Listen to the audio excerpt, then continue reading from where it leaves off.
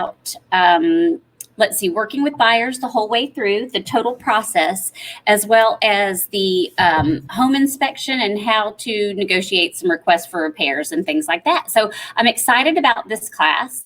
I'm going to pull up this event. Not sure, again, if you guys don't mind chatting me, if you see the chat button, I'm going to, let's see, share it right here. If you guys can see me right here, this little chat button up here in the upper right hand side will allow you to do a little chat just to let me know that either you are here or that if you have a question, you can go ahead and stop me there. Let's see, I'm going to go, I guess I'm going to start getting to our PowerPoint here. And today we're going to start out with how to work with a buyer the whole way through. And it really is quite a process sometimes. Let me see. Okay. Pardon me for just a second. I'm having a little trouble sharing the screen.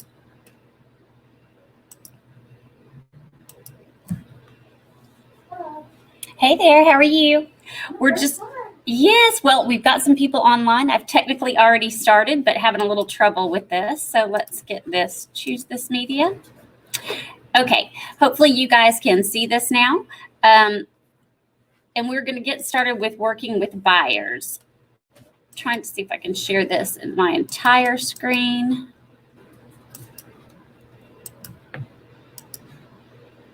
Okay, we should be good to go.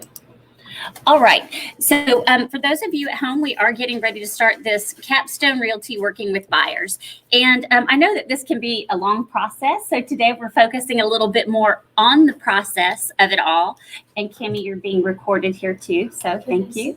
No, they can't see you. You're good. But we're going to talk about working, the process of working with buyers the whole way through, because I think that sometimes when you first start in this, you have the question of, okay, I finally got a buyer. I found somebody that needs to buy a home. What do I do next? And so we're just walking through. This is just a good outline of all the steps.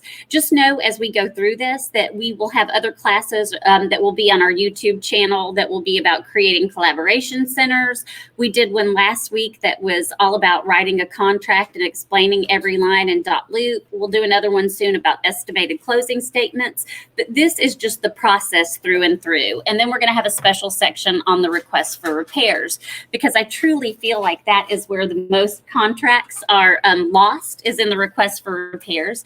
It's where a lot of bumpy roads come up and a lot of troubleshooting has to happen. So we'll just go ahead and get started on working with buyers.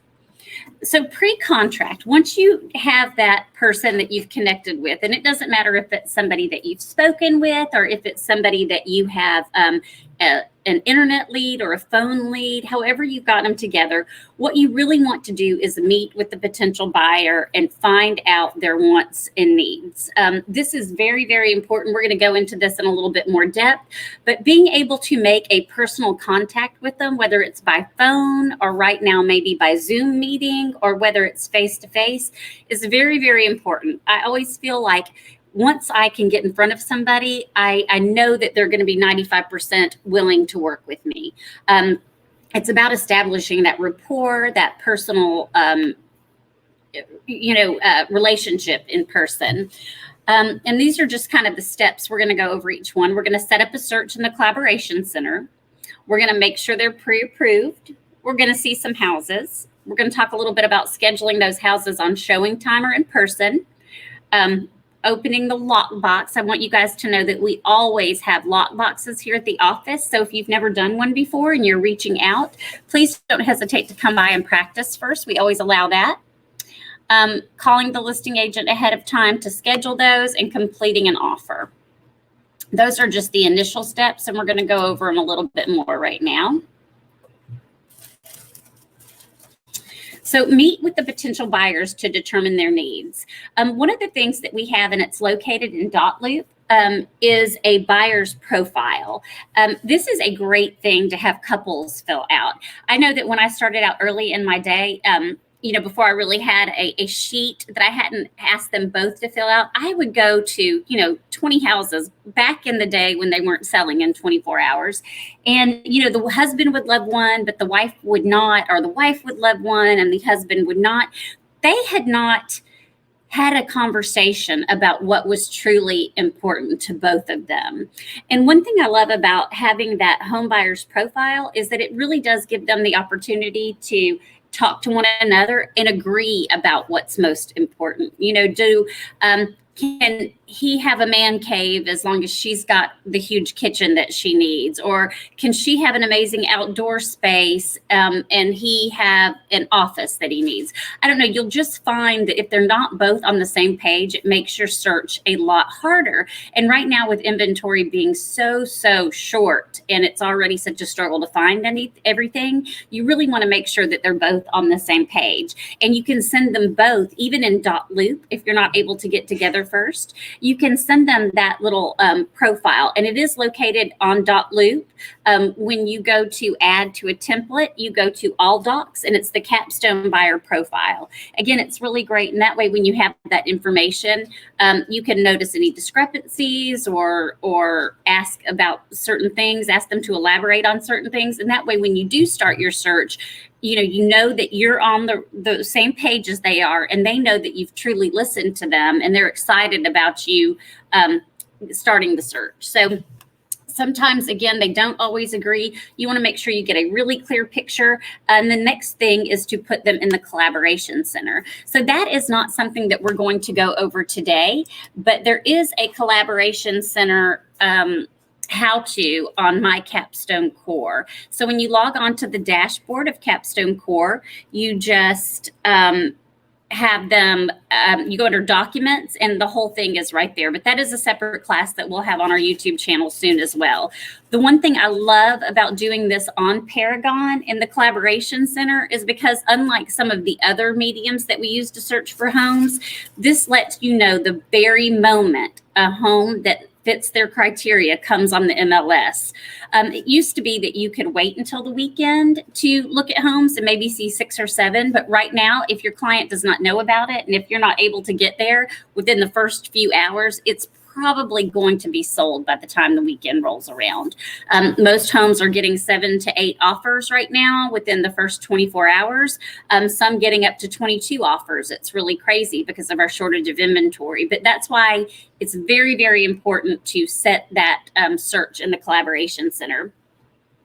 One thing today also, because we're getting all these multiple offer situations, a seller is not even going to look at your client's offer unless they know for sure they're pre-approved. So one thing that you really need to have on hand is a pre-approval letter. And that really should be the first step for anybody. Right now, especially if you're working with first-time home buyers. They're not really sure. They've never been through the process before. They don't really know how much home they qualify for, and they haven't had the payments broken down. Sometimes, even a young couple will qualify for way more than what they're actually comfortable paying for monthly. So you want to make sure that they've already met with a lender to know those things. Another thing is if they met with a lender and the lender says they're not really ready to purchase yet, tell them to work with that lender and get a roadmap. The lender can give them a 3-month, 6-month, 9-month plan to get to where they are able to purchase a home. And they're always going to come back to you. You want to make sure that you stay in touch with them, of course, but they're always going to come back to you because you have, pushed them in the right direction. It at least provided their first step to making home buying a reality. So I'm always prepared to provide a list of at least 2 or 3 reputable lenders. If you guys don't know some, please don't hesitate to ask any one of us here because we've all got lenders that we love to work with. Of course, we always work with Movement Mortgage. They are here at least once a week, and they'll probably be reaching out to all of you very soon too to make sure that that you have their information. But I will tell you this, sometimes different lenders have different programs. So you want to make sure that you know a couple who just may have the right program for your client. A lot of people ask, what is the difference between a pre-qualification and a pre-approval? A pre-approval letter is much better than a pre-qualification letter. And these are the differences. For a pre-qualification letter, your client has usually called up a lender. They have given them their income and maybe any credit cards that they have.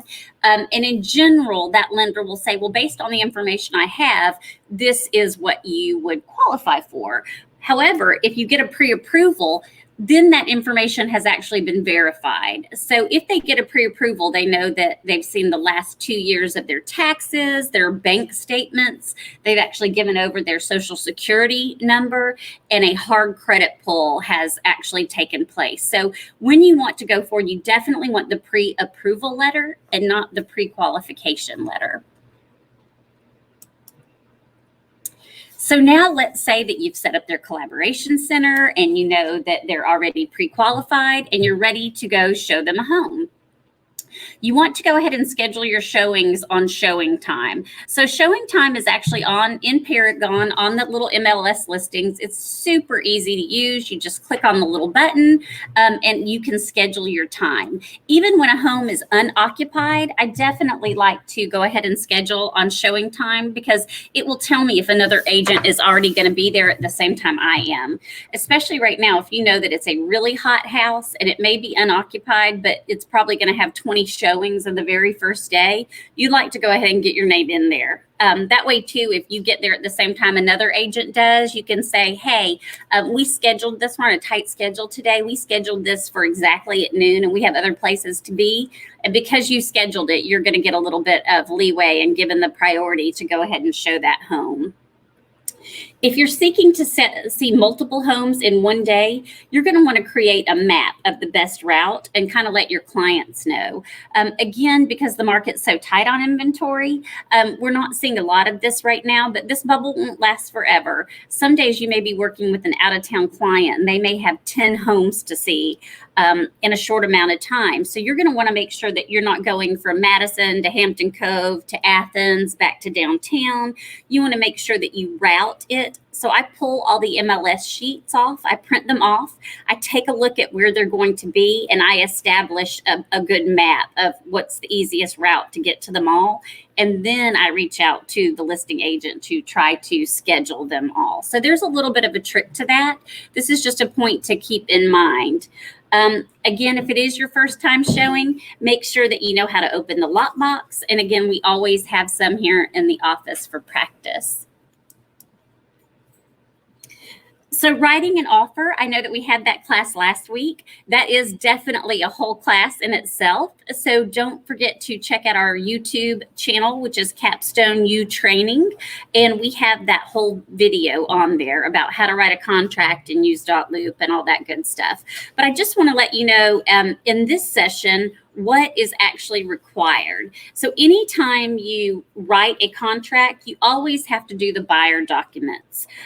These are the RECAD, the exclusive buyer's agreement, and the buyer's acknowledgement. These are forms that must be signed in order for you to be able to represent your client. It also clearly establishes the commission rate and who will pay for it. Most of the time when you work for a buyer, the commission is always paid for by the seller. However, right now we're seeing a lot of for sale by owners. So you just want to make sure that maybe it says something in the buyer's part, you know, except buyers, or you could say something like agent's commission always paid for by the seller unless it's a for sale by owner, in which case commission can be negotiated or something to that effect. But we are seeing a lot of folks trying to do for sale by owner right now just because inventory is so tight. A full list of everything that you need in a contract is also located on the My Capstone Core under the documents. So everything that you need for the buyer side and the listing side. But when you get to the contract documents, at the minimum, you know you're going to have the contract, the sales contract, whether it's finance sales contract, it's a cash sales contract, or a land contract. You know that you'll either need to have an inspection addendum form, or there's a separate document, a waiver of home inspection. Some people truly are waiving the home inspection right now just to make their offer more palatable to the seller when they are in a multiple offer situation. I always recommend having a home inspection. I know that inventory is tight, but you just don't know what a home inspector might find. But again, should your client choose not to have the home inspection, you will need them to fill out the waiver of home inspection. That's also located in .loop. You'll actually fill it out and send it to them for their signature. You will need an estimated closing statement, which of course is required anytime you create an offer to submit, and a copy of the earnest money. So those are the things you'll be looking for on writing that offer. So I just want to have a few contract reminders that I want to go over. One is to make sure you know what kind of loan your client is getting, because it definitely matters. It matters when you're filling out your estimated closing statement, and it can also matter when you're in a multiple offer situation. VA loans, even though they have gotten so much better, they do have some non-allowables. So if you're doing a zero closing cost to make your offer stand out, just know there are some things that a VA loan participant cannot pay for. So you're going to need to figure out how those will be handled. Sometimes the bank will just take that, waive those fees. Sometimes I've even said that whatever the non-allowable is, I'll take out of my commission just to get the deal going and moving. But you need to know those types of things. Also, VA loans tend to take a little bit longer to process. So you're going to want to give yourself about 6 weeks on that. That is only because VA appraisers have to be certified. There are fewer VA appraisers. So sometimes it takes a little bit longer to get that appraisal scheduled. You want to know the minimum down payment and amount of the earnest money your client is willing to make. Those two things go on the sales contract. So you want to know what their down payment is and how much money, earnest money, they're comfortable in doing. In this market, you can usually get away with $1,000 in earnest money. However, some people will write in the listing that it's got to be 1% of the finance sales price, or the total sales price of the home, So you're going to want to make sure you know that and how much money your clients are going to be comfortable writing for the earnest money check. Also, you want to ask whether or not your client will be asking the seller for closing costs. Again, closing costs usually are about 2 to 3% of the total contract price. Usually 2% is pretty standard, but if their lender has an origination fee, which is 1% anyways of that, then it's going to be about 3%. So if you're talking about a $400,000 house, you're looking at $8,000 in closing costs, maybe $12,000 if the lender has an origination fee. So you just want to make sure that your client's aware of those, that they have the money that they can supply themselves, or if you need to write in settlement charges for the seller to pay for. Also ask when your client would like to close, because that's other information that's needed on that contract. Again, 4 weeks is usually standard. Every now and then, 6 weeks if you're doing VA, you definitely want to do that. But they may have special circumstances where they can't close for 2 months, and the seller is just going to need to agree on those things. Also, in the additional provisions, which is on page 4 of the contract, it's the one area where we really get to write things in. So if you haven't ever played around on dot loop, when you go to your dot loop under templates, there's a whole list of clauses that we have. It's everything from home must make appraisal to contingent on financing, all kinds of different things in there. So take a look at those when you get a chance. If the earnest money is to be held anywhere but with Capstone, because we would be representing the buyer, then you must note that in the additional provisions part of the contract. So if it's a builder, the builder is always going to accept that earnest money. If sometimes they may want to hold it at the closing attorney's office, just make sure that if it goes anywhere but Capstone Realty, that you are write that into the contract. And if you're new, always ask your broker to review your contract before you send it. That's something we're always excited to do. Again, I still mostly work with all the new agents, so don't hesitate to send that to me. And we can take a look at it before you send it off, just to make sure everything is written as it should be.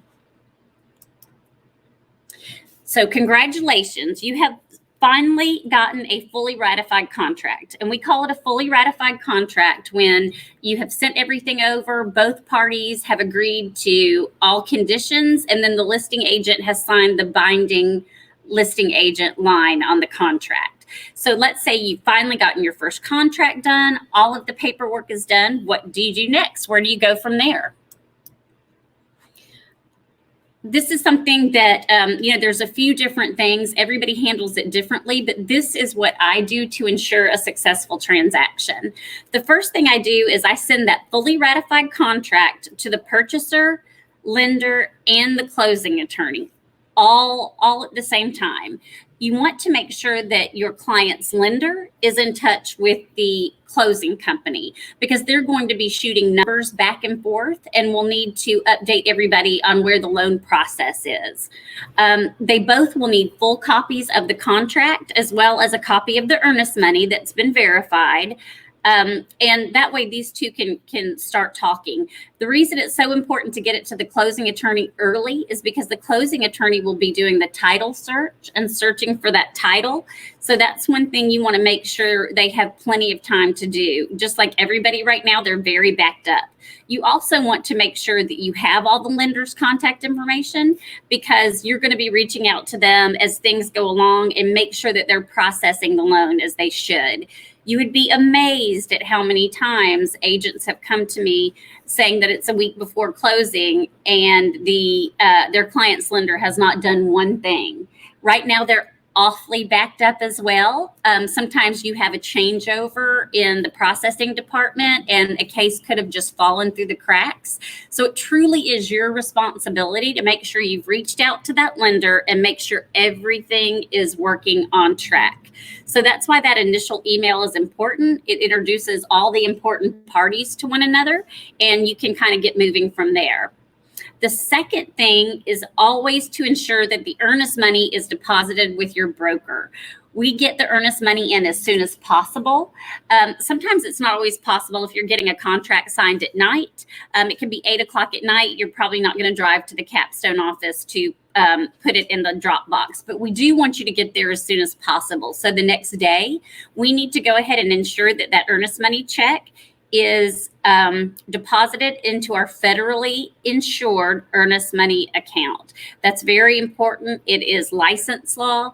You can get in a lot of trouble if you don't deposit the earnest money. Sometimes things that happen, I'll give you an example of the issues that can come up if you don't deposit the earnest money.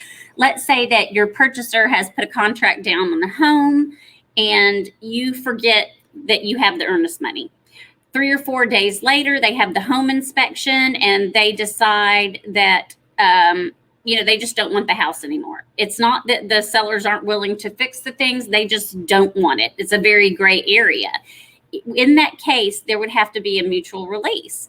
And so unless a mutual release has been signed where both parties agree to end the deal and also who gets the earnest money, then nobody gets the earnest money back unless it's agreed upon in writing. And if you've never collected the check in the first place, you're in a lot of trouble, especially if that money should have gone to the seller. So that's one reason you just want to make sure you get that earnest money in as soon as possible. The other thing you want to do is go ahead and schedule that closing date. Again, that's part of reaching out to the closing attorney, like I mentioned in step 1.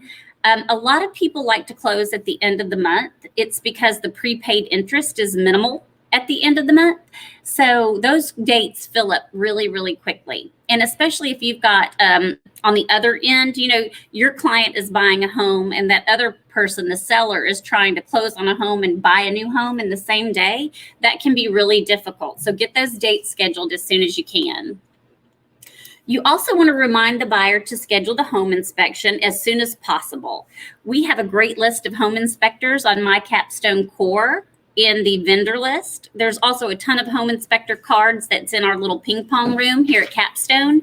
And you can also, of course, reach out, especially on our Facebook page, and go ahead and get people's favorites. I know a lot of agents, we all tend to have our favorite couple of home inspectors that we like to use.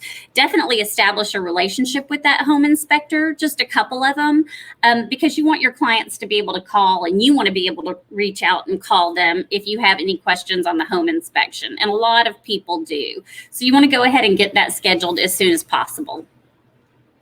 So after the home inspection comes, you have 3 days to get that over to the listing agent, along with the request for repairs if your client's going to make any. We're going to go over that a little bit more in the next section of this class, but keeping up with that timeline is very, very, very important. Because if you don't, you actually forfeit your right to ask for repairs. So it's very important that you keep with the timeline on that one. And we'll play a little game and have some fun with home inspections in a little bit. You also want to check and make sure you're checking in with the lender on the loan appraisal value.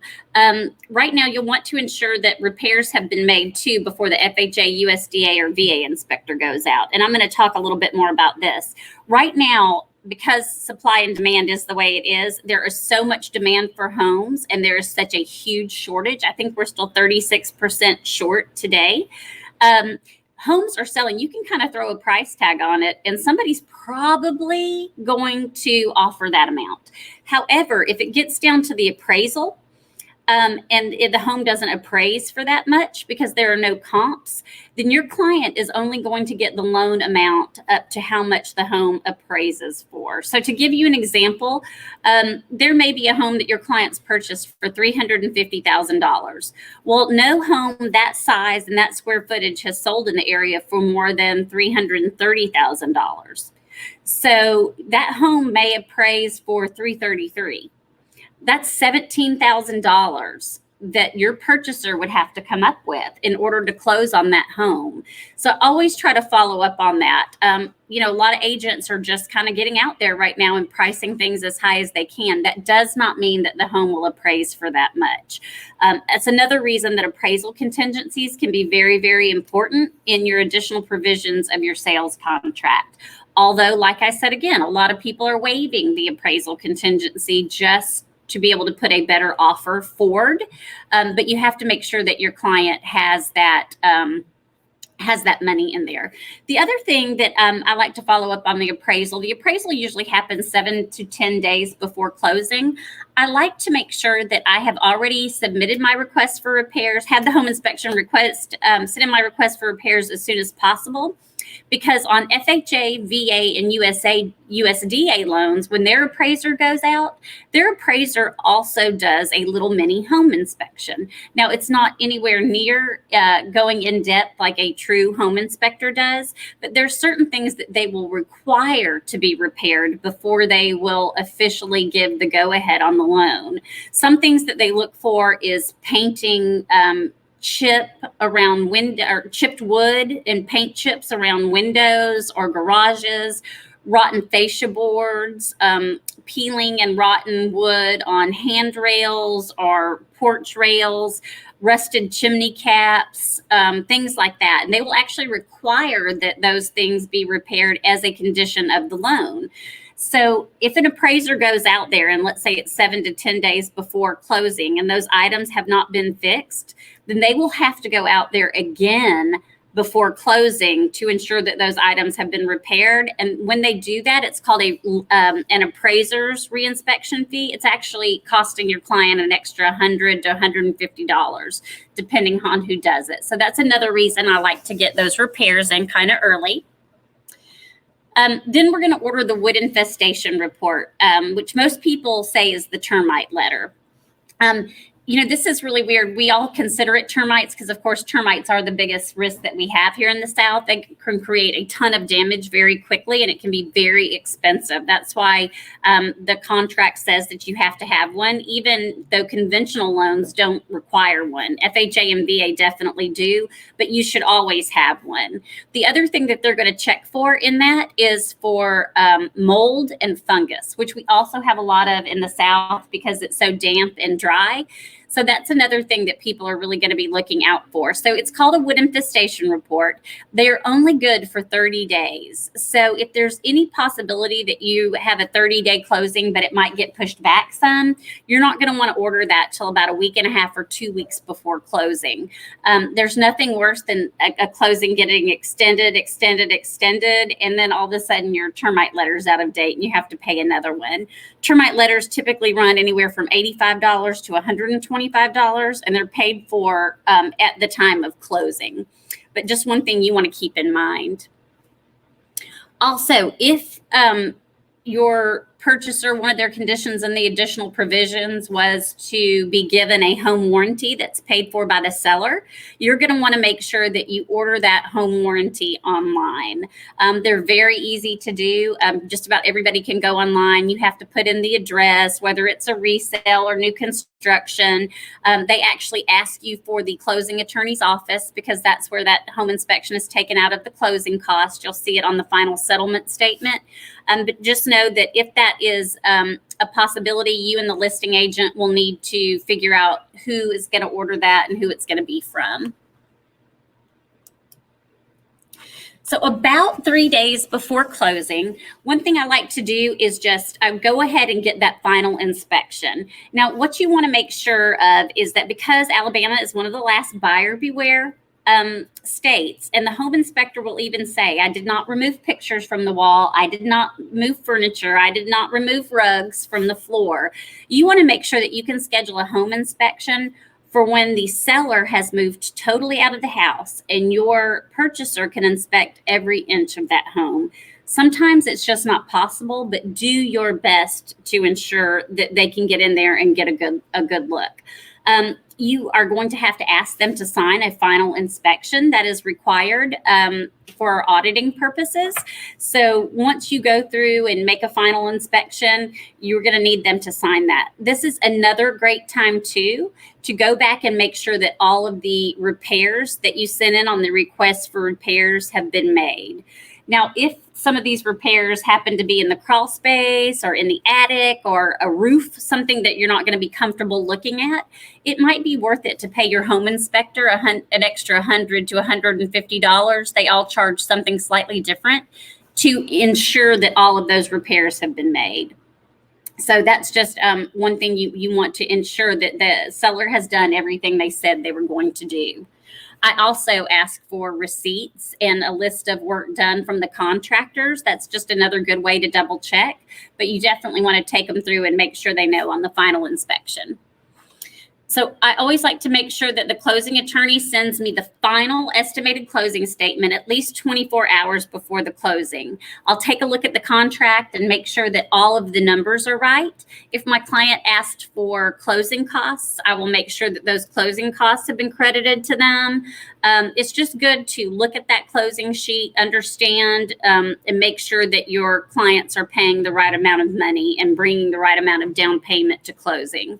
If you just look at it 5 minutes before closing and there's a mistake, and you will find sometimes because everybody is super busy and stressed out right now, even the closing processors, you want to make sure you can find it in time enough to have it corrected, to work something out with the lender if it's on their error, just whatever. You want to make sure you see that 24 hours ahead of time at least.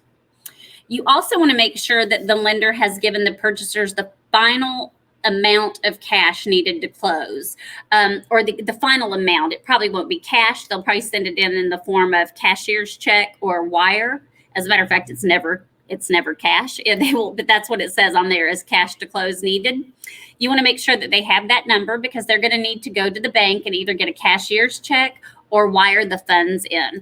I always like to give my clients 24 hours to wire those funds in, even though most funds just kind of zip across town in about 45 minutes to an hour on a wire.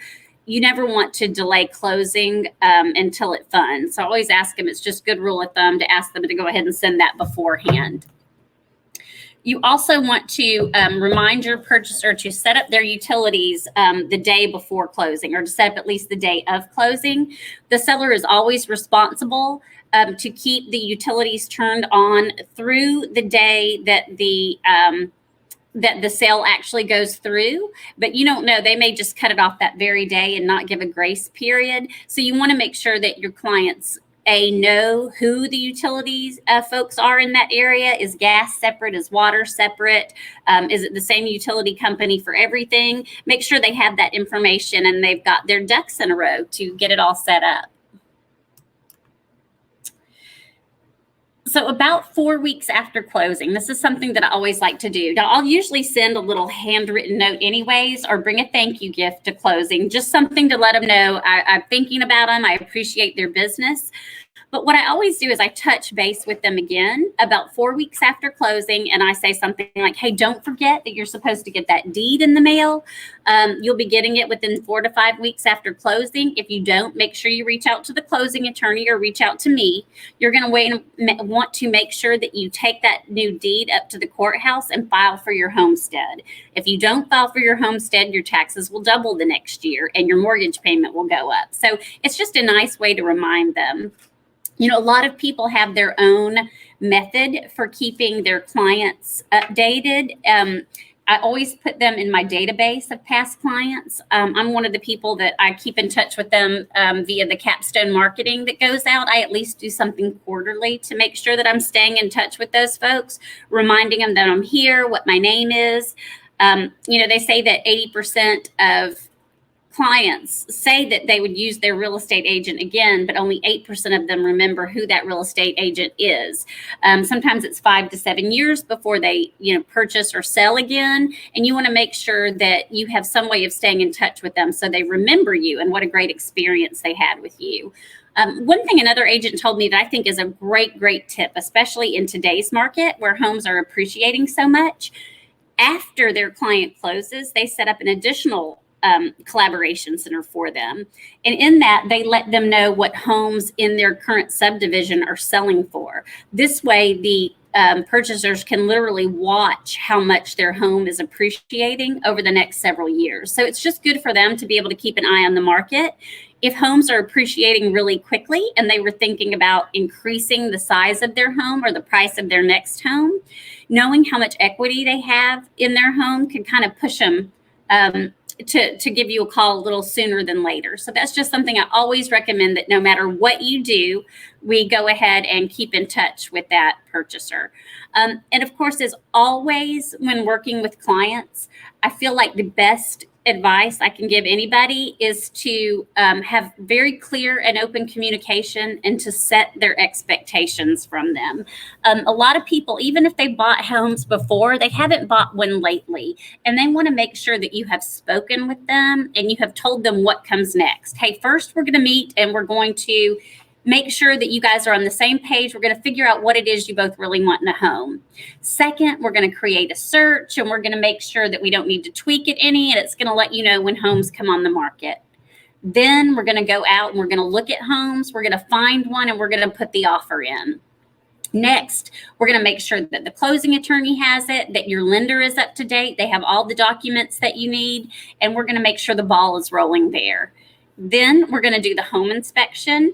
And as we're going to talk about in a minute, never has it ever been so important to set the expectation as it is for a home inspection. And we're going to talk about that a little bit more.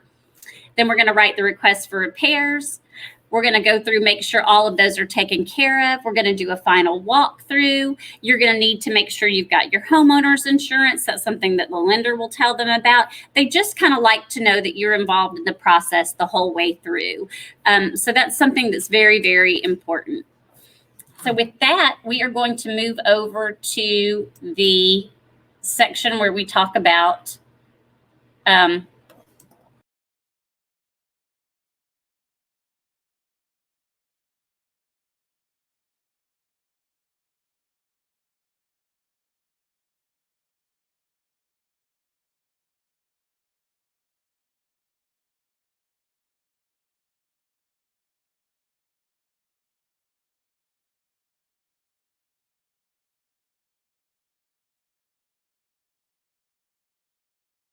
we're going to talk a little bit about the home inspection, because I really do feel like sometimes in working with the purchaser, this can be the hardest part of negotiating a contract, again, because sometimes it is a second negotiation or renegotiation.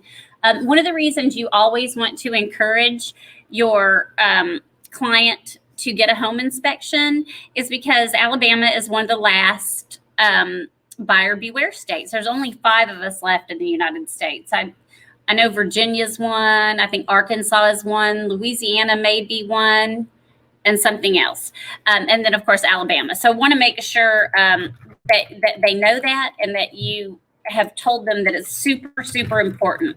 You know, of course, if a seller knows that there is something like a huge hazardous defect, like there's asbestos or something else, they are supposed to disclose, or you could sue later.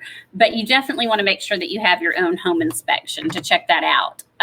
So we're going to talk a little bit more about this.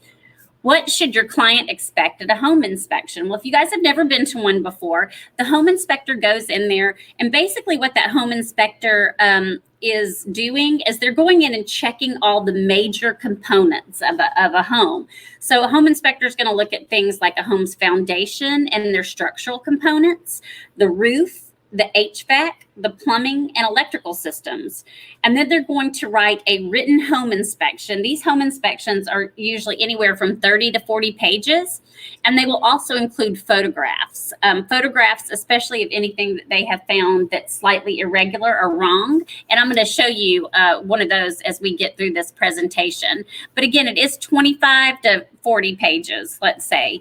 And your client's going to be able to go through that line by line, because it will be emailed to them, and the home inspector usually will email to you to one to you as well. So everybody's going to be able to go over that.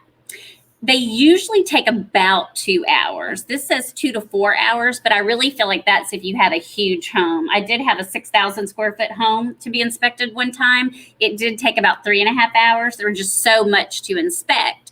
But it really just depends on who the home inspector is and how they do it. But usually I get the home inspection the same day, if not the next day. Those are just the people I work with, but everybody's different. So once you receive that home inspection back, that's when the clock is really ticking. So you've got 3 days after you get those inspections done to get that over to the seller, along with your list of requests for repairs, if there is any. Buyers should always attend the inspection so that they can kind of explore the home in detail and ask a lot of questions. Technically, they say that buyer agents should not be there. This is kind of a newer thing. Because they don't want you whispering to the home inspector saying anything like, oh, this is all right, or oh, look at this. They want to allow the home inspector to be able to do their job. But I honestly learned more about homes and repairs from being there with a home inspector than anything else along the way. A home inspector can tell you what you should be worried about, what you shouldn't be worried about. So I always really encourage my clients to attend if they can. It's not always possible, but sometimes there'll be a lot of things, as we're going to look at in a middle, on the deficiency summary report, but they're little things and they really shouldn't make your client worry. So sometimes having that one-on-one conversation with the home inspector can be really good for them, can really help them understand that, these are just little things, or hey, this one thing is kind of a big thing. I'd make sure that if no other repairs are done, that this one is. All of them will leave their phone number. And of course, your client is their client. So you want to make sure that you they hire a good home inspector that's willing to talk to them after the home inspection too, when they have questions. So what do home inspectors examine? This is a pretty good list of everything that they examine. The heating system, the central air conditioning system, the interior plumbing and electrical systems, the roof, the attic, including the visible insulation, the walls, the ceilings, the floors, windows and doors, foundation, basement, and structural components. Now, there's 2 different kinds of foundations, actually 3 different kinds of foundations that a home can sit on. One is a slab, and in that slab, it's just a concrete pad that's been poured. So they won't really be able to check anything on that foundation. The home is sitting on it. But at a crawl space, usually the home inspector will actually get in there and they will crawl under the crawl space, and they will take a look under there to make sure everything looks like it should look. And then the third type is a basement. So if there is a basement home, most of the basements are walk-in basements, but they will also inspect that to make sure that there's no water leaking from the outside into the basement. Make sure, again, that all the supports are good. They're not seeing any sagging or any structural issues that are coming from that. So things to know about the home inspection process. Each home inspector uses a home inspection software. They have different kinds. Basically, each item listed in the software must be examined. So they'll have whole sections that say roofing. They'll look at the shingles. They'll look at the flashing. They'll look at the eaves. They'll look at exhaust vents that are on the roof. Then it may be electrical. Well, they'll go through and they will check the electrical panel boxes. They will literally test every single socket, plug-in socket, to make sure that it's in working order. They will test all of the switches. They will test all kinds of things. But anyways, they will go through and check these items off of their software. They do the same thing with their plumbing and every other mechanical aspect of the home.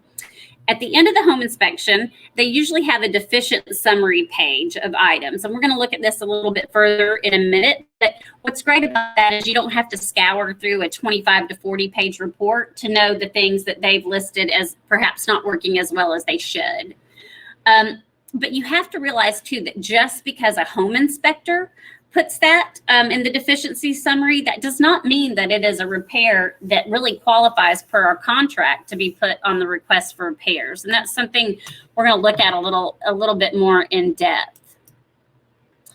So something to note, a home inspector only includes the basic functions of the home, the ones that were just listed. So if you need a separate home inspection or your clients are asking one for a pool, they do not cover pools. They do not cover septic systems. You have to get somebody else out there to do a septic system.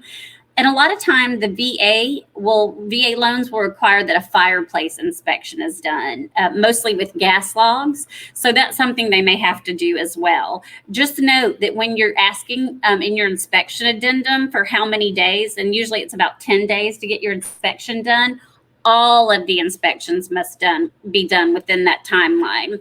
Now, it's not uncommon for your home inspector to say, hey, I'm not a licensed roofer, but you need a licensed roofer to come back out and inspect this and give their opinion on it. You may have to write for an extension. It depends on how you can schedule those folks. But just know that if you're going to go over the 10 business days that you stated on the inspection addendum, if you're going to go over that amount of time before you get the requested repairs over there, then you're going to need to have that timeline extended in some sort of addendum. So does a home inspector have liability? Yes, they definitely do. That is why if any little minor thing is off in the home, they will check it. They definitely have liability. If they miss something big, then that person can come back and basically sue them. They have to carry errors and omissions insurance just like we do. So it's really no different. Like I had one time, and it's very rare. It's only happened once, and I've been at this a long time, but I had a home inspector that missed a pretty major electrical issue.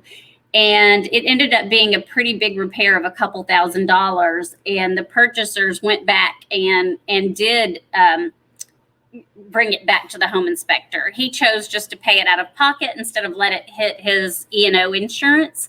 However, that does happen sometimes. So yes, they do have liability. That's why they have a software system that they go through. And if it is not in absolute perfect working order, they will check that it's not in absolutely perfect working order, and we'll show that. One of the examples that they give here is like a major problem would be a furnace or HVAC system that will need to be replaced before the next winter. The buyer would have asked the seller to install a new furnace or give the buyer credit for the cost of a new furnace. That could be something that a purchaser would go back and be upset about if the home inspector did not alert them to that. Remember this example later, because this is something that we're going to talk about and look at from both sides of the coin.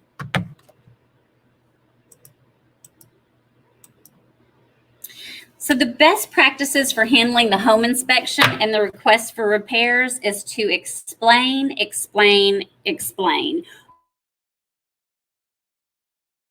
Always say that the best way to make sure that this section goes a little more smoothly is to discuss the home inspection process with your client before the home inspection ever actually takes place. You want to set your client's expectations. You want to go over paragraph 4A and the inspection addendum, and that's something that we're getting ready to look at. If they understand what things that the contract says we can ask for, the process goes a lot more smoothly. If not, you'll find that they're asking for cosmetic things and things that really don't fit what they're actually allowed by law to ask for. You want to explain the difference to them between something that's a cosmetic repair and something that is a true major repair on the mechanical functions of the home. And you also want to remember that the request for repairs can be the second opportunity to negotiate a contract. Maybe the clients are like, they've already moved, the sellers have already moved, and they're like, we don't want to make all those repairs, but we'll give you $2,000 at closing if you take care of the repairs yourself. There's just a lot of different ways that the request for repairs can be handled and settled. So you just want to make sure that you remember to have a nice open conversation and communication with the listing agent too. I have to say that, I've had clients, purchasers on the purchase side, and the home inspection comes back and there's several things that need to be fixed, that legitimately need to be fixed. So you write up a request for repairs that may be 2 pages long, and the seller gets it and is just furious. They're like, I've taken great care of this house. I've done it myself this whole time, and I always made sure nothing was wrong. They get very upset about it and they get mad for a couple days. You just have to realize that you and the listing agent have got to work together to make these things happen. And one of the best ways to explain and to understand is to know what our contract says about repairs. So this is what the contract says about inspection and repairs. First, we're going to look at the finance or the sales contract. This is paragraph 4A. It's always on the first page. And this is something when I go over the contract with the clients, I make sure that I emphasize this part. So what the contract says is that the seller agrees to deliver all built-in appliances, heating, cooling, electrical, gas, plumbing, and septic systems in normal operating condition when title is passed or possession is given, whichever occurs first. It is the purchaser's responsibility to make any inspections he/she deems necessary prior to occupancy or closings. It is the seller's responsibility to have the utilities turned on if they have been turned off, and to maintain utilities through the date of closing. Seller is to leave the house, garage, yard, and outbuildings reasonably clean and free of debris. So just note, older is not a defect. If the systems are all functioning properly, then technically a seller has fulfilled his legal obligation, even if the systems are older or at the end of their lifeline. So we're going to go back and take a look at that HVAC system that we talked about a couple slides ago. So let's say that the home inspector goes in there, and sure enough, this just happened to me when I bought my house. The HVAC unit was 15 years old, but it had a 12-year lifespan. Yeah, 12 to 17, you never know, but it was definitely towards the end of its lifespan. So he let me know this. But the seller only agreed to deliver all built-in appliances, heating, cooling, electrical, gas, and plumbing in good working order. Well, the units had just been serviced, and they were both working very, very well. So they're not responsible for providing a brand new one, just one that's in good working order. But it's important for me to know that, and it's important for the home inspector to tell me that, because sure enough, after I got in, I'd been there for about 5 months, I had to buy 2 new units, which was $8,000. Now, had they not told me, and had the home inspector not told me it was at the end of its lifeline, I could have gone back and said something to him. Hey, you never told me that this was going to die on me and I was going to have to spend $8,000 to buy 2 new units right after I moved in. That's where the home inspector has some liability. If it was a different market and homes were staying on the market for, 9 months to a year like they used to, it may be something that the seller would be willing to fix or replace in order to keep the deal alive. But in today's market, where they're getting multiple offers in just days, that's probably not going to happen. So you just have to remember what the sales contract says about an older system. Old is not a defect. So what does the inspection addendum say? The inspection addendum is really always, even though you can check that they want an inspection on the contract, you definitely want everyone to sign an inspection addendum, because this is what truly outlines the whole process for home inspections and requests for repairs. It always states, of course, because we're a buyer beware state, that at his own expense, the purchaser may inspect the property for major defects and or hazardous conditions, either personally, through registered inspectors, licensed contractors, or other competent persons of purchaser's choosing. Inspection may include, but are not limited to, septic systems and radon tests. So you don't really have to have a home inspector. If you had a really good licensed contractor that you were comfortable using, you could have them go in and check out the house. They're probably not going to have the same amount of errors and omissions insurance that a true home inspector has. That's why I would always use a home inspector, but it's a matter of personal preference, and it's always up to your purchaser. One thing they talked about here, septic tanks usually need to be cleaned out every 5 years. If you reach out to the seller and they don't know when the last time it has been cleaned out is, then you may want to go ahead and pay for a septic inspection. I always recommend having a radon test. So a radon test is usually an extra $125 or $150. And we have so much radon gas in our market. We're really known for being an area in northern Alabama because of all of our underground caves and stuff. We have a ton of radon gas that comes from the ground. The level of 4 is the highest level you're supposed to have. So anything above 4, you can technically request for that to be remediated. Now, putting in a passive radon system is about anywhere from $2,000 to $3,000. So that's something you definitely want the seller to pay for. So if you don't have a radon test, you can't ask for that. Right now, a lot of newer homes are already built with a passive radon system in it, but they will be missing the fan. So the fan has to be installed, and then a new radon test has to be done. So you're looking still at $1,000 to $1,200. So it's an expensive thing. Just to give you an example of how much radon has gone up in this area, like I said, 4 is the highest level that is allowed. So I had a purchaser buy over in a home off of Zert Road, and the radon test came back at 18. Now 4 is supposed to be the max. It came back at 18. That is very high. I've never seen one that high, and neither had the listing agent. So the listing agent actually paid another $150 to have one done for himself, because he's like, there's got to be a malfunction. Something's got to be wrong. So he went back and had it checked, and it came back at a 19. So we are just seeing lots of high radon levels lately, and that's something very, very important to go ahead and have them include. Again, it's an extra $125, extra $150, but it could save them, anywhere from $1,000 to $3,000 from having to fix the radon later. So then it also sets out a timeline. Within 3 working days of completion of any and all inspections, the purchaser will provide the seller a request for repair form stating those major defects and or hazardous condition, which the purchaser is asking the seller to correct, together with a complete copy of all inspection reports at no expense to the seller. So that doesn't mean, we know that when your client gets the home inspection done, they own that home inspection. It used to be that they did not have to share them with the seller, but now it's required by law, just so that the seller can better understand what the defect was, and they don't have to pay to have the home re-inspected again to find out for sure what the right repair is.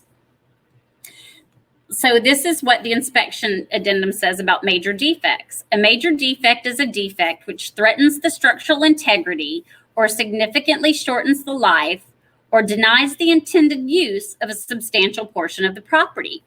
A hazardous condition is one which threatens health or safety.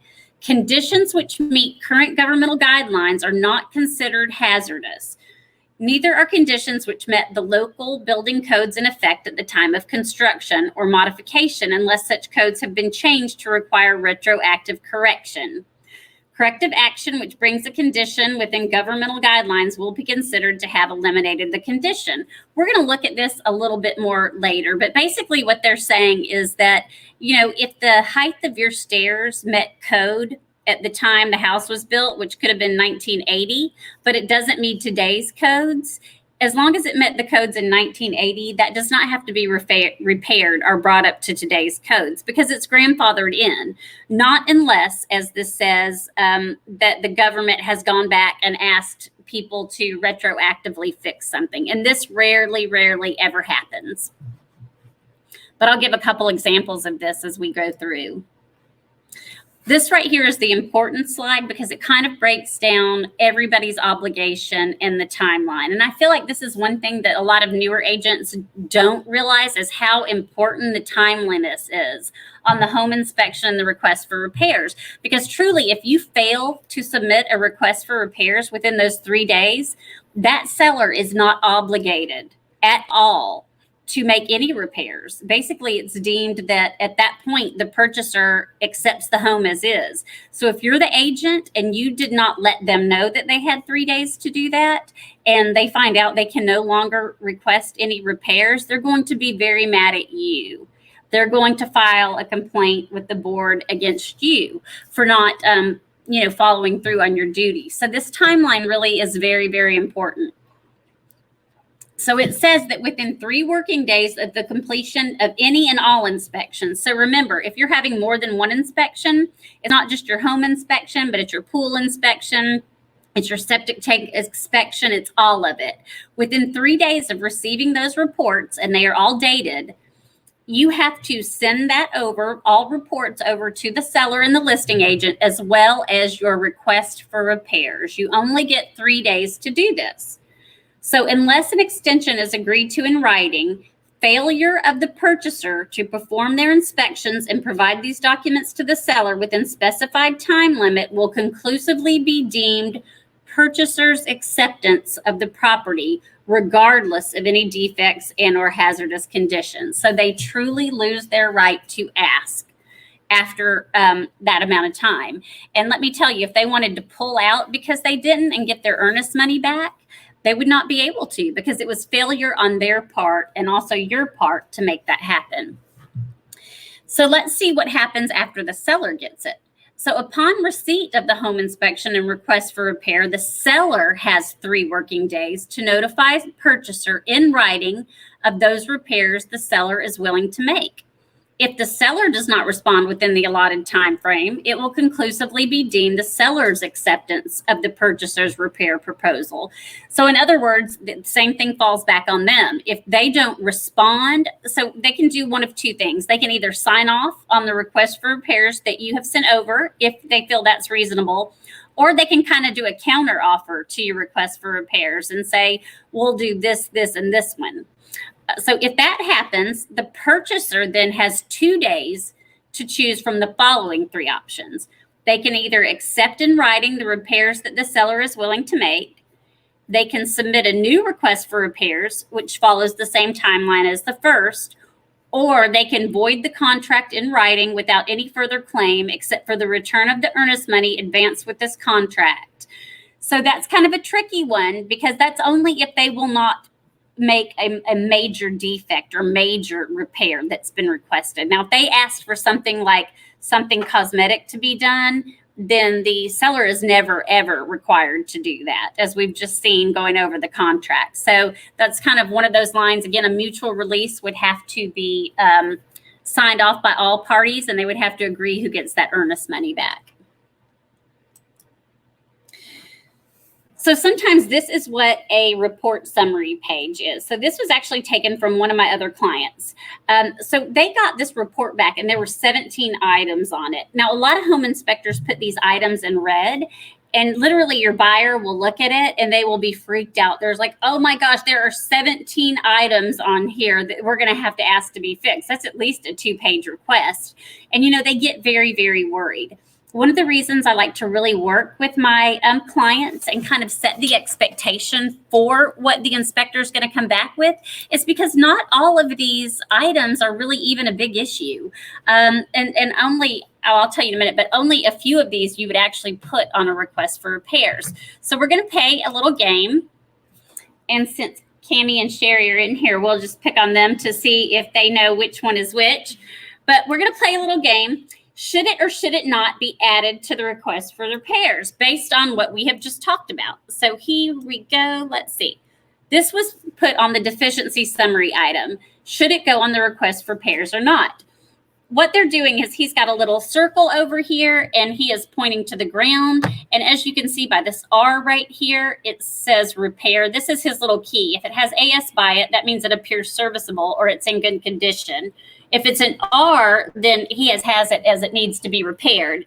If it's S, he says it's a safety thing. And NI means it's not inspected. So anyways, he's got an R for repair right here. He said grading in the rear of the home is sloping toward the residence, and it appears that water may be standing near the rear patio. I would monitor this area and repair if needed. Should that go on or not? What do you think? No. Yeah. So they both said no, and they're absolutely right. Almost every home inspection report that I've ever done has something come back about the grading.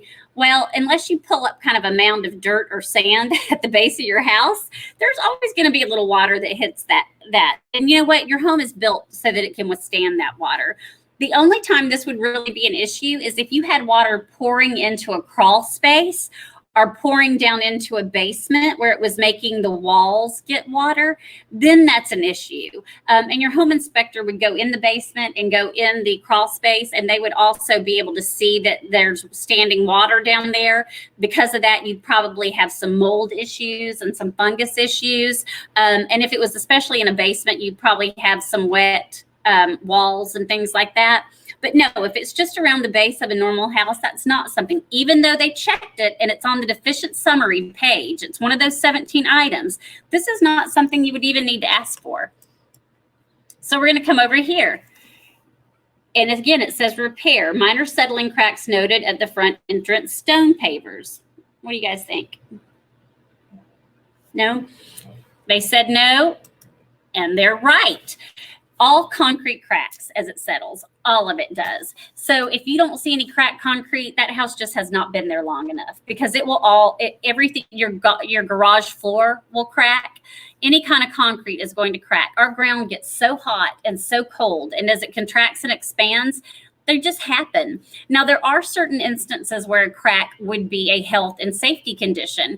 And I think the law is if it's 1/4. So if one part has moved below and it's a 1/4 inch difference between one side of the crack and the other side of the crack, that is considered a safety issue because it's a tripping hazard. So in that case, it may be something that you want to ask for. But these typical little, superficial cosmetic cracks is really what they are. They're not something that belongs on their request for repairs. So now we're going to come over here. So this is in the deficiency summary report. The gate of the wood fence at the driveway needs to be repaired at its hinges and gate is rubbing the ground. Yes or no? Yes, it was not functioning, but it was requires tightening or something. Yeah. Because it's not functioning as it's supposed to. Right. So Sherry was right. The answer to that one is yes. Yes, absolutely. Per the inspection addendum, if the gate drags the ground, making the fence difficult to open or close, then it denies the intended use of the item. And then I just quote back over there from the inspection addendum, a major defect is a defect which threatens the structural integrity or significantly shortens the life or denies the intended use of a substantial portion of the property. Well, the backyard is a substantial portion of the property. And if you have a fence that is not latching or opening and closing so that you can gain access to that portion of your home, then yes, that's definitely something that you would do. Now, it's not an expensive repair. Usually you can tighten the hinges and it'll pull up that bottom dragging part, or you can simply have somebody saw off or maybe even sand off the bottom of that gate to make it close a little bit easier. But it happens over time. Ground settles still and the fence is in the ground. So sometimes that happens, but it's usually a pretty easy, pretty inexpensive fix. So here we're going to go on to something else that they say to repair. So he said that when 2 or more faucets were running in the house at the same time, the pressure was greatly reduced. This is an indication of a faulty pressure valve regulator. It's recommended that a licensed plumbing contractor evaluate the situation and repair as needed. Further, the water pressure on the home measured 40 psi, and normal pressure is between 60 to 80 psi, and owner could increase if desired. Yes or no? Yes, so everybody says yes, and they're absolutely right. Sometimes water pressure can be adjusted, but normally if it's this low, it is a faulty pressure regulator. Now this part alone is about $200, and to have it put in is another $200. So usually it's about $350 or $400 to have a pressure regulator added. So that's something that you definitely want to ask for on the request for repairs.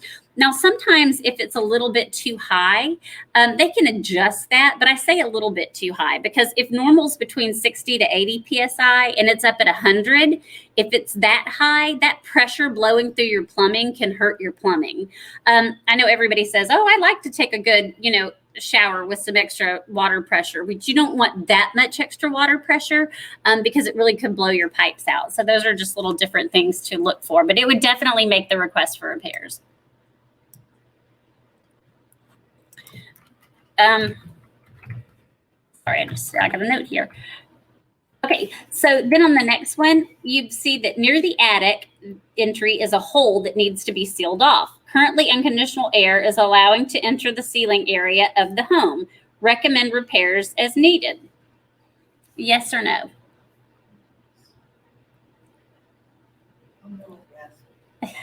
Yes. They reluctantly said yes, but yes, it is. That's correct. So, Yes, you gave me that look. oh no, I'm sorry. I put them on the spot. Reluctantly correct. But so here's the thing. Really, if you find any hole in a house, pretty much it's going to need to be repaired. So in this case, if that hole is going from the attic to the inside of the house, then you're letting that hot or cold air, whatever, because it's non-conditioned, as they said, the air conditioner or the heater isn't hitting it. So if you're letting that into the main house, or let's say it's 38 degrees outside, that air is cold, and you've got your house on a nice 70 degrees. Well, if that hole is allowing the cold air in, that's making your HVAC run, or even, harder heater run harder than it needs to. So that's costing you money. So you definitely want to have them fix that. Also, if that little hole in the attic was leading to the outside of the home, you always want to have them fix that. It may not be a big deal that hot or cold air is venting out, but what that hole will do is allow rodents to get in your house. Squirrels, and there's nothing worse than having squirrels in your attic. I mean, they're cute little creatures, and we don't think, oh, that's gross, but you cannot sleep at night. There are feces that are dropped. It's just not healthy or sanitary. So anytime there's a hole, you definitely want to have that fixed. So the next thing is the hot water heater. So the hot water heater appeared serviceable. However, today's standards include an expansion tank and supply line in conduit. Further, if the tank is exposed a metal bollard is installed as well. It's suggested to bring the tank up to today's standards for additional safety reasons. Yes or no? I know this is a hard one. So there's a few different, we won't put them on the spot here on this one. The answer is no, because remember that old is not a defect. So just like I said back there, conditions which meet current governmental guidelines are not considered hazardous. Neither are conditions which met the local building codes in effect at the time of construction or modification unless such codes have been changed to require retroactive correction. So yes, the new tanks or the new hot water heaters are more expensive. If they're in your garage, they'll have the expansion tank on the top. And then they also suggest now that you put like a metal pole, like a little ballard. It's about 3 feet high so that your car doesn't accidentally hit it.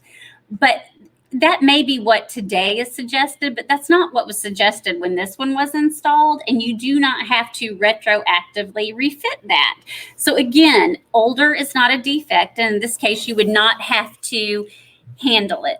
So anyways, one that you're really going to see a lot on this is electrical. So if you've ever shown a house in some of our older areas and this includes Blossomwood and Jones Valley and, areas of town where a lot of people really want to be, then you will encounter the fact that the electrical has not been brought up to date. Now the electrical, now we have 3 prongs. Well, before it was just 2 grounding wires. And there's even some home inspectors that'll go in and go, oh, this is a safety hazard. This is a fire hazard. Well, if somebody had to pull all their electrical and pay $6,000 to upgrade it, nobody would ever sell their house. This is grandfathered in. It was okay at the time, and it is okay now. So my client has 17 items on the summary report page. Should I be worried?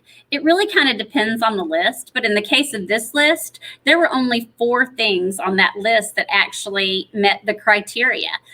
So, sometimes in older homes, you'll get a lot of little things like the door doesn't attach properly, like you'll push the door to, but it won't latch all the way. It's just settling. It's just in a little, it's basically the little strike plate that's in there. You just adjust the screws with a screwdriver and it's going to work. So some of these are such minor things. A lot of times, again, and I know I've said this in class before, but it'll have the dining room light fixture is inoperable. Well, it's not inoperable. The light bulbs are just burned out. So, but home inspectors will put that it's inoperable because if they have not been able to ensure it's in working order, then to them it doesn't work. So you have to remember that they have liability involved as well. So these are just a few little pitfalls to look out for in there. And just the best practices for writing the request for repairs. Whenever I write one up, I'm always very specific about the repair. If you've ever tried to go through these documents, these home inspection reports, and again, they can be between 25 and 40 pages long. There is a lot of information in there. So I like to say, we would like this repaired, and this is what I want to have done to it. For questions, please refer to item X on X page, because normally they've got a photograph attached to it as well. So be very specific. I have received in a home inspection or requests for repairs from newer agents, and they'll just put like this and this, but it's so vague. You have no idea what they're actually talking about. So just be very specific about that, especially if you get one that's an older home and there's a lot of deferred maintenance on it. You really want to be specific about what it is you want the seller to repair. The other one is ask for repairs to be completed by a licensed and insured contractor. Remember that a lot of these repairs can be done by just a general handyman. But if you're working on electrical and HVAC, and sometimes even a roof, I always recommend when I'm asking the request for repairs that it's done by a licensed plumber or a licensed electrician, especially on electrical. Most handymen can do plumbing. I always ask for a licensed one on the HVAC. Roof, it just kind of depends on what the roof is, what the damage is. If it's a couple shingles, that's no big deal. Anybody can do that. But just know that you can request that. So on the flip part of that, when I am working with a seller, I always tell them before we put it on the market, if they think they have a lot of deferred maintenance, go ahead and have the home inspected first and get a general handyman to fix everything because they're going to be less expensive. When you're proactively fixing things, you can do what I like to call the Kia of repairs.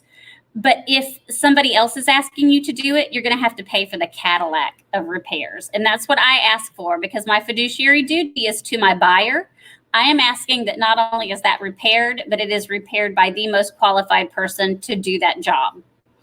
I'm also going to ask for the seller to provide an itemized list of repairs done by each vendor and a receipt so that I can know it was done.